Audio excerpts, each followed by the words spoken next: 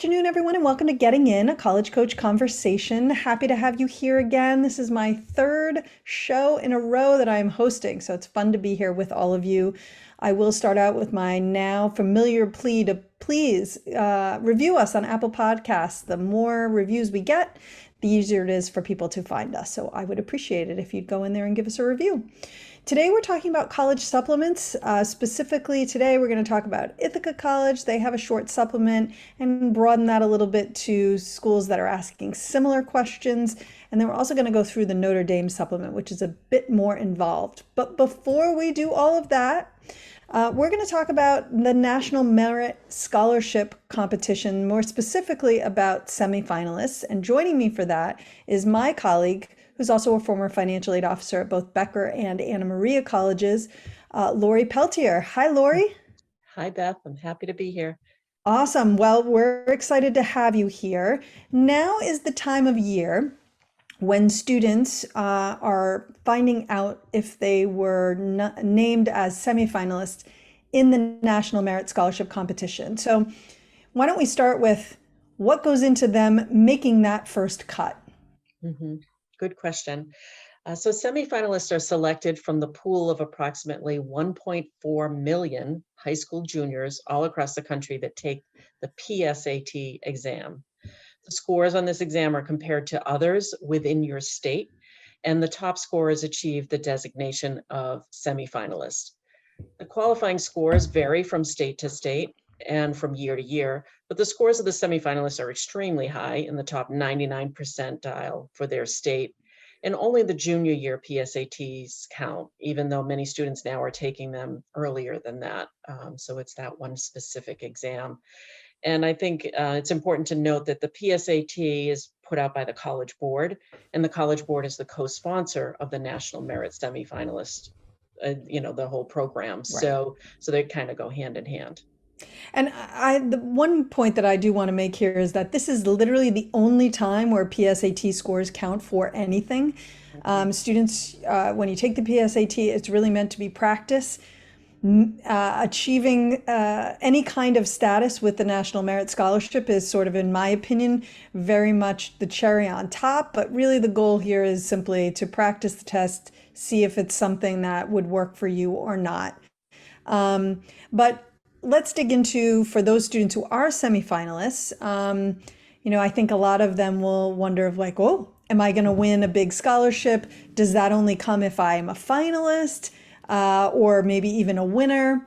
What can you tell us about what semifinalist status gets you in terms of scholarship dollars? Mm-hmm. And before I jump into that, I just wanted to point out that about 16,000 students are designated as semifinalists. So out of the 1.4 million who take it, 16,000 make the cut to be a semifinalist. And then there's another stage where you advance to become a finalist. So there's no scholarship money with a semifinalist designation. It only comes with the finalist, and then it might not even come from being a finalist. I think that was the most surprising thing for me as I, entered the financial aid world, and you hear this title, National Merit Scholarship. You just assume that there's big dollars behind it, but there aren't always big dollars behind it. There's three different areas where you can get money for being a finalist, when you advance to be a finalist. It can come from the college itself. If the college is looking to recruit more students of that caliber and to have that on the college resume, that they have that many National Merit finalists, they may offer a big scholarship, as big as full tuition, room and board. We've seen it happen. But at the very prestigious schools where a lot of these students end up enrolling because they're very strong candidates for these schools, there isn't a lot of money. $1,000, $2,500 is the actual scholarship, which is another bunch of numbers I'll throw out there, that out of the students that make the finalist cut, 2,500 of them get a scholarship from the organization, the National Merit Organization, but that scholarship is only $2,500, which isn't a lot of money when you're looking at the overall cost of college. I'm sorry. I was just going to say the third place that scholarship money comes from is corporations that sponsor this program. Right. And yeah, I mean, in my experience, it's the money that a college might give, or maybe a corporation that might amount to far more. The merit scholarship itself is fairly small dollars in when you think about the larger picture. Mhm. And the other thing that I did want to note is that every year when I was at Penn, when students would achieve semifinalist status and then finalist status, they would be really eager to make sure that we were aware of that. And I don't want to negate the value and the excitement of being someone who Mhm. goes from I think you said something like 1.2, 1.6 million, a lot, down Mhm. to 16,000. But unfortunately, in the highly selective applicant pools, it's not really a particularly standout thing. It's not really a Mhm. standout award or honor. We saw lots and lots of students who would achieve that, and we saw plenty who didn't, but who were super interesting to us. So while being a semifinalist or a finalist might indicate your success in many other ways, that alone was definitely not really a factor when we were considering students to accept Mhm. at Penn. And I've talked to colleagues at similar institutions and found the same thing to be true. So again, kind of for me, all goes back to Mhm. the idea that being a National Merit semifinalist or finalist or even a winner is kind of the cherry on top. And really, when you take the PSAT, my hope is that you're practicing and seeing if the SAT might be a fit for you and not really getting too stressed about this piece of things. Um, so, which gets me to the next piece, right? Which is what kind of effort is involved in once you're a semifinalist applying or continuing on in the process to become a finalist. Right.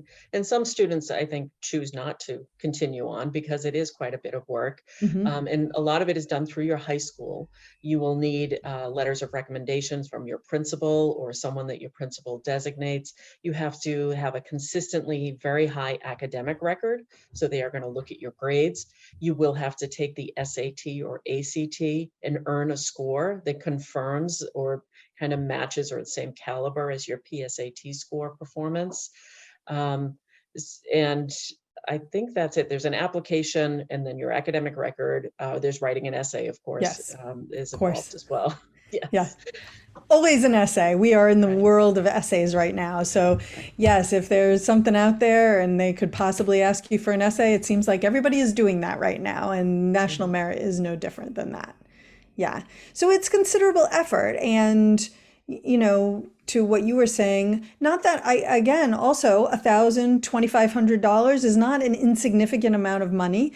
When we were looking at colleges, that differential was not, made a difference and enough for Mhm. me to pick up the phone and call and Right. say, hey, Mhm. this school is offering this much. Might you be able to match that? And the difference was about $2,000. And it was a difference maker for us. So I, Mhm. again, don't want to say that $1,000 is not a lot of money or $2,500 is not a lot of money. I just think what is important for people to understand is you have to weigh the amount of work that goes into this against the possible payout, and understand that unless you are looking at those schools where they might really value that national merits finalist status, Mhm. that the likelihood that you're going to get a large sum of money or that this is somehow going to pay for college at a more selective institution, that's almost definitely not going to happen. What can you tell us about the corporation scholarships? For me, that's a little bit of a black area. I don't know that much about, are there larger sums or is it similar to what the National Merit is doing or does it vary? I think it varies. I did find that about 1,000 students receive corporate funding. Okay. And the corporate funding can come because the student's parent works at that corporation, or that corporation is in their hometown, or in the area of the college where they're going to attend. So it kind of has various ways of rooting to that. Um, there are quite a few, I believe there's 146 corporations that sponsor it. But again, only 1,000 students receive funding, and they didn't really reveal how much money they were each getting. Yeah.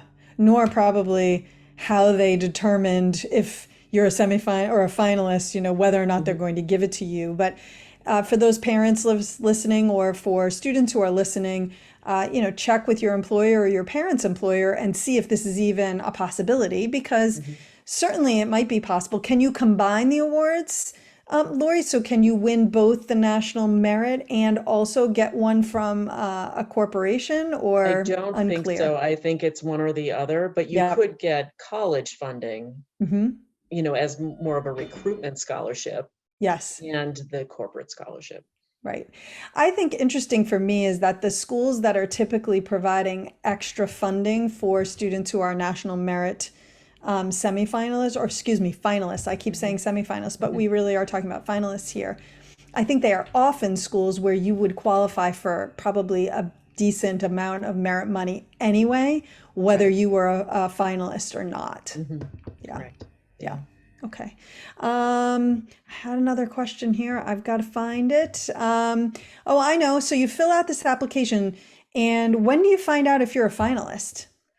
The finalists are notified in early February of senior year, by mail to their home address, and they can access the letter through their online scholarship application. There's a lot of details on the National Merit Scholarship Program website.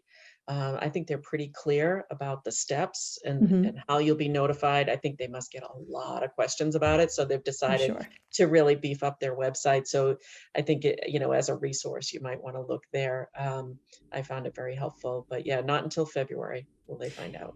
Right. And so to learn more, just put National Merit Scholarship right into whatever search engine you use, Hmm. and it should pop up their website. And that's the easiest way to get there. Hmm. Uh, I should remember that that's when finalists are notified, because that was when we were reading regular decision applications, and we would get a flood, and I'm not joking, a flood of phone calls to the office saying, Hmm. how do I let you all know that I've been named a finalist? It seems like a really big honor. It is a nice accolade.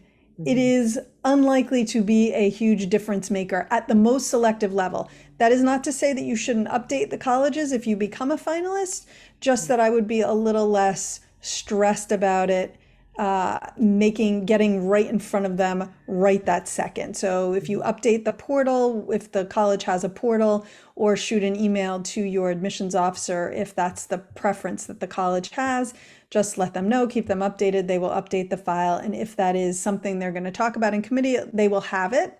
Hmm. Um, any last thoughts about the National Merit I Scholarship? was just going to piggyback on what you said, Mhm. from a financial standpoint. In February is when we're helping families with the negotiation process, and we would Mhm. often get calls, now that I'm a finalist, do I have a better chance of negotiating? And I think, yes, for those schools that might negotiate and those schools that offer merit, they might have something specific for finalists, or it might give you a little bit of a leg up to get more money if you're going Right. to try to negotiate. No, see, that's a really good point that I'm not really thinking about, but Mhm. it could be a bargaining chip as it were, in the process. So wonderful. Lori, thank you Mhm. so much for joining today. I really appreciate it. Oh, you're welcome. It's happy to be here. All right, we are going to go to a break, and when we come back, we're going to talk about Ithaca College, their supplemental essay, and if we have time, we're also going to talk about the general why this major and why this college supplemental essay tips. So don't go away.